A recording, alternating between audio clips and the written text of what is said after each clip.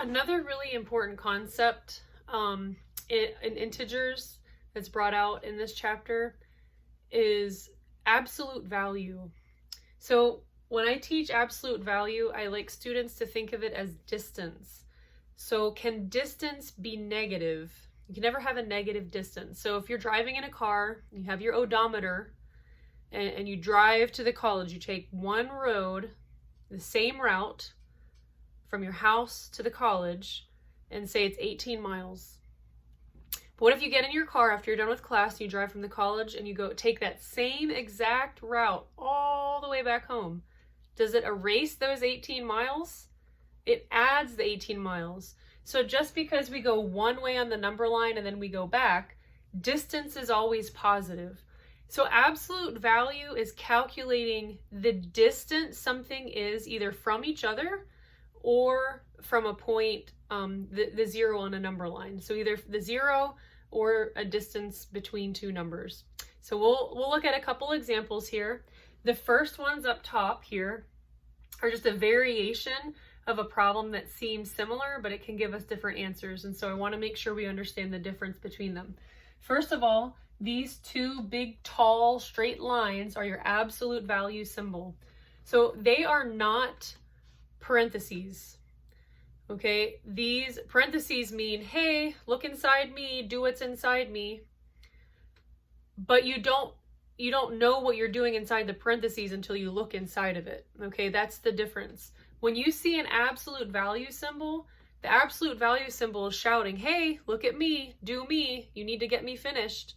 So in the order of operations, we like to simplify anything with an absolute value first. We treat them as if they are parentheses. They're not, because the absolute value symbol itself is telling us what to do. Whereas parentheses kind of just group some operations, the absolute value symbol is the operation. So that's the difference. But when you do see an absolute value symbol in a set, a big expression, you want to make sure that you treat those absolute value symbols as parentheses. So it's going to be on one of the first steps that you do in your order of operations.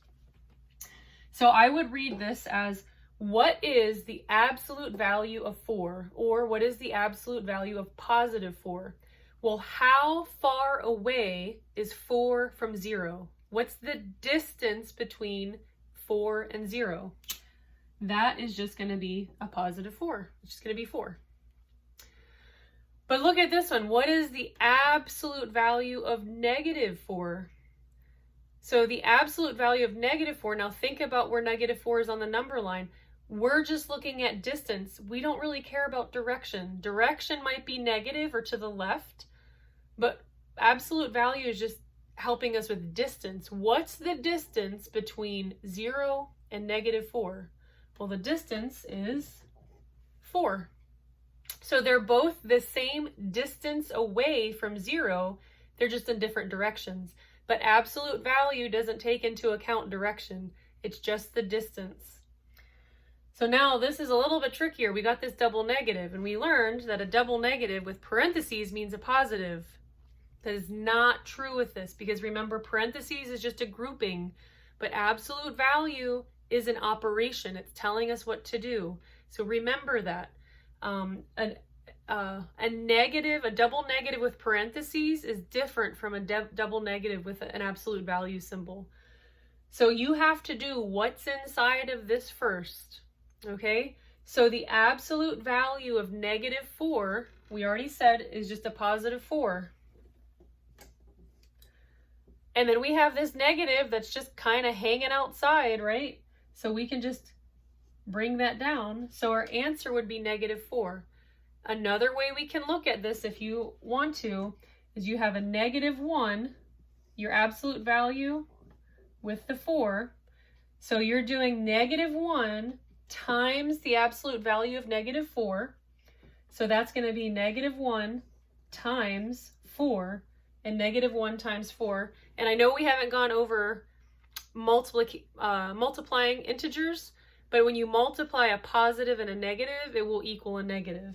So negative 1 times 4 will equal that negative 4. So there's a couple different ways you can look at that, But you do want to recognize that a double negative with the absolute value symbol is not the same as parentheses. You have to simplify that absolute value first, because that is an operation that needs to be performed. So in your order of operations, parentheses come first, but then multiplication comes. Well, if we're looking at these as if they're parentheses, we do absolute value first, and then we're going to multiply that -1 that's out front. So another problem that you'll see in the book is where we have an absolute value symbol and there's a whole set of operations being performed inside of it. Well, how do you do that? Well, again, treat them as if they're parentheses, do what's inside it first, and then take the absolute value. So what's 15 minus 6? That equals 9. What is the absolute value of 9? It equals 9. So 9 is 9 units from 0. Doesn't matter what direction, it's just 9 units. So we know that that is going to end up being 9. And then we have our subtraction sign in between that we can carry down. 14 minus 8 is 6. And the absolute value of 6 is 6. So 9 minus 6 equals 3. Now you will see maybe a few problems that get a little bit more complicated as we learn some more operations with integers, but this is just a nice introduction to absolute value and making sure you understand the concept behind it.